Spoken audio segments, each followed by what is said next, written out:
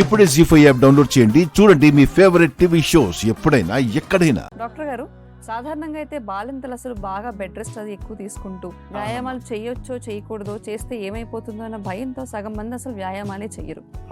తర్వాత ఒక పాయింట్ తర్వాత బాడీ ఇలా అయిపోయింది అలా అయిపోయింది అని బాధపడుతూ ఉంటారు. పొట్ట తగ్గట్లేదు, బరువు తగ్గట్లేదు అని చెప్పి. మరి బాలింతలు ఏ సమయం తర్వాత ఎలాంటి వ్యాయామాలు చేయొచ్చో ఒకసారి చూపిస్తారా?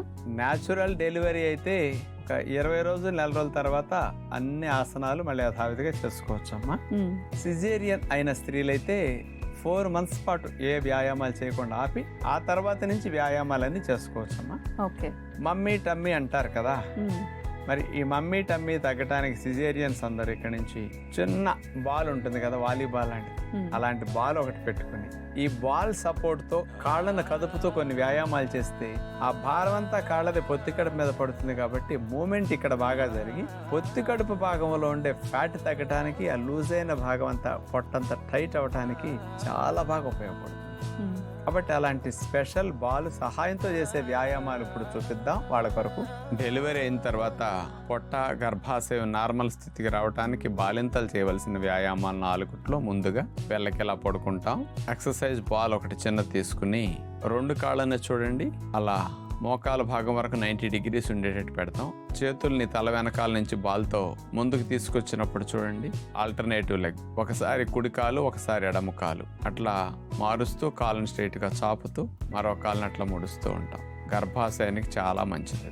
ఒక కాలు మీద ఒక కాలు అట్లా వేసేసి, ఇందాక 2 కాళ్ళు ముందు పెట్టాం, ఇప్పుడు ఒక కాలు మీద కాలు వేసాం. చిన్న మార్పు ఇది ఒకటి చేస్తే సరిపోతుంది. ఇప్పుడు దాటి వల్ల సేమ్ మూమెంట్ యాంగిల్ మార్చడం వల్ల పెయిన్ స్ట్రెయిన్ 2 పెరుగుతాయి అన్నమాట.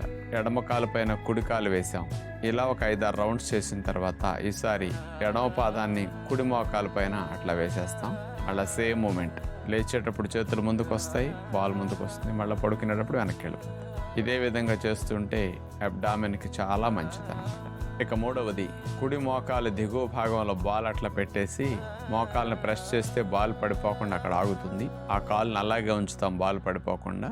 చేతులు 2 చాపేసి ఎడమ కాలుని అట్లా స్ట్రైట్గా చాపేస్తాం, మళ్ళీ ముడుస్తాం. మళ్ళీ స్ట్రైట్గా చాపాలి, మళ్ళీ ముడవాలి. ఇది పొత్తి కడుపు భాగం తగ్గటానికి ఇది బాగా ఉపయోగపడుతుంది. తల నడుము నేల కానీ అట్లా కదలకుండా ఉండాలి. కాలు మాత్రం చాపేయటం, మడవటం. ఇలా ఒక 5-6 రౌండ్స్ చేసిన తర్వాత ఈసారి బాల్ని ఎడమ మోకాలు కింద భాగంలో అట్లా పెట్టి కాలుతో నొక్కేస్తే బాల్ పడిపోకుండా ఆగుతుంది. ఈసారి కుడి కాలుని అట్లా స్ట్రైట్గా చాపుతాం, కుడి కాలుని మడుస్తాం.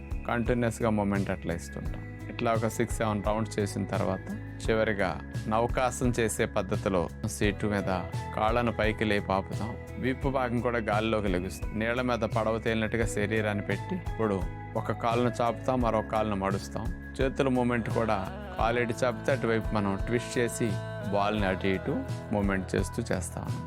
చూసారుగా, బాలింతలందరూ కూడా ముఖ్యంగా సి సెక్షన్ అయిన వాళ్ళందరూ చేయాల్సిన వ్యాయామాలు ఏంటో సులువైన పద్ధతిలో డాక్టర్ గారు చూపించారు. కాబట్టి జాగ్రత్తలు వహిస్తూ డాక్టర్ గారు చూపించిన పద్ధతిలో వ్యాయామాలు చేసుకుంటే సాగిన పొట్ట అన్నది యథాస్థితికి వస్తుంది. అలాగే మీరు ఫిట్ గా ఉన్నారన్న ఫీలింగ్ కూడా మీకు పెరుగుతుంది.